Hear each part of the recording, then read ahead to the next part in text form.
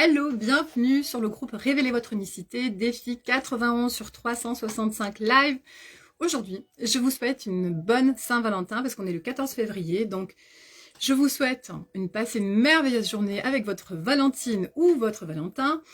Ceci étant dit, avant de trouver sa Valentine ou son Valentin, il faut déjà s'être trouvé soi, avoir lier cette relation particulière avec soi-même pour trouver le meilleur Valentin ou la meilleure Valentine qui soit, pour avoir cette relation de qualité, cette relation exceptionnelle et privilégiée qu'on a tous envie d'avoir avec un partenaire. Mais avant, il faut être le meilleur partenaire qu'on peut être vis-à-vis de soi-même. Ça sera déterminé voilà, de la façon dont qu'on va pouvoir être en mesure de lier cette intimité avec nous-mêmes en fait. Donc voilà, donc ce dont je voulais vous parler aujourd'hui, c'est cette capacité à rentrer en relation avec soi, d'arriver à créer ces instants de grâce avec soi-même, ces instants privilégiés, de s'accorder des rendez-vous pour soi, de s'accorder des instants de qualité où on va être, on va avoir de belles émotions, on va se créer de beaux souvenirs avec soi-même avant toute chose, pour en créer des plus beaux encore avec les autres. Et voilà, donc c'est vraiment ça qui me paraît important aussi le jour de la Saint-Valentin, de penser d'abord à la relation qu'on crée avec soi-même avant de créer des relations avec les autres, de partager des moments de qualité, des moments mémorables avec les autres. C'est vraiment de faire le point avec soi et se dire quels sont ces moments que je passe avec moi-même. Est-ce que je passe des moments de qualité? Est-ce que je fais le point? Est-ce que je fais des feedbacks avec mes ressentis intérieurs, avec mes ressentis, avec mes émotions, avec toutes ces choses que je vais ensuite attirer à moi. Donc voilà.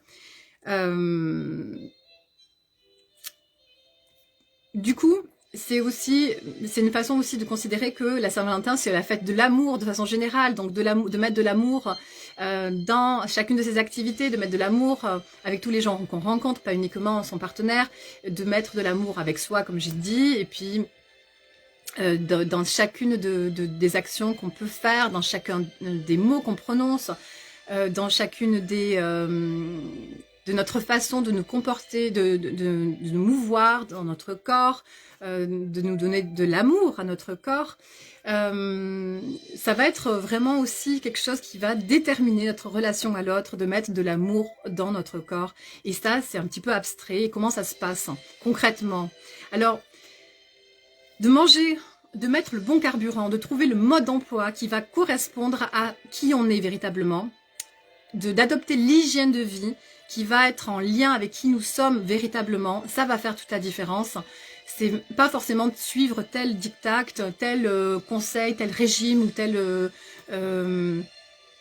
voilà, astuce qu'on nous donne, etc. C'est vraiment d'aller chercher et d'expérimenter avec soi-même qu'est-ce qui correspond le mieux, qu'est-ce qui est le plus adapté. Si c'est plutôt travailler un peu plus tard le soir, de se lever plus tôt le matin, le sommeil, la durée de sommeil dont on a véritablement besoin, les aliments qui nous correspondent au mieux, le carburant, notre carburant est vraiment... Il sera vraiment adapté en fonction de qui on est, de notre métabolisme et à chaque personne va avoir besoin de minéraux, d'oligo-éléments, de vitamines d'une façon différente. Et c'est vraiment à chacun d'aller trouver cette recette qui va permettre d'avoir un lien avec son corps d'une façon qui va faire toute la différence. C'est-à-dire de faire de son corps un véritable allié, un véritable messager, un référent de qualité où on va pouvoir être en contact avec ce corps qui va nous donner des informations, qui va nous relier à l'inconscient, enfin la conscience universelle, à la connaissance universelle, à la sagesse de tous les temps en fait. C'est ça, parce que je suis convaincue que le corps a une sagesse incroyable et nous relie à un champ de connaissances et peut nous aider à nous diriger à chaque jour dans notre vie, qui peut nous aider à nous guider, à nous orienter. Et c'est vrai que d'arriver à faire de son corps un allié en trouvant cette façon, ce mode d'emploi qui va vraiment nous correspondre et nous donner un usage, j'ai envie de dire un usage, mais bon, un usage optimal de notre corps, où on va pouvoir s'en faire un véritable allié, un véritable ami, et pour donc avoir encore plus d'amour vis-à-vis de nous-mêmes et des autres, et d'être de plus en plus épanouis et en harmonie avec nous, avec toute forme de vie, avec le monde, et transmettre ce qu'on a à transmettre, aller de plus en plus vers notre mission de vie, et du coup voilà, s'harmoniser de plus en plus, et donc avoir un lien avec soi privilégié. Donc voilà, vraiment faire en sorte d'avoir ce rapport à son corps d'une façon d'être à son écoute, d'être connecté à ce dont on a besoin véritablement. Ça va vraiment, vraiment nous aider à comprendre aussi ce dont il a besoin, à comprendre ce dont on a besoin, et aller encore plus vers cet amour de nous-mêmes et faire grandir chaque jour cet amour. Voilà, donc sur ces bonnes paroles, je vous souhaite une très belle Saint-Valentin et je vous dis à demain.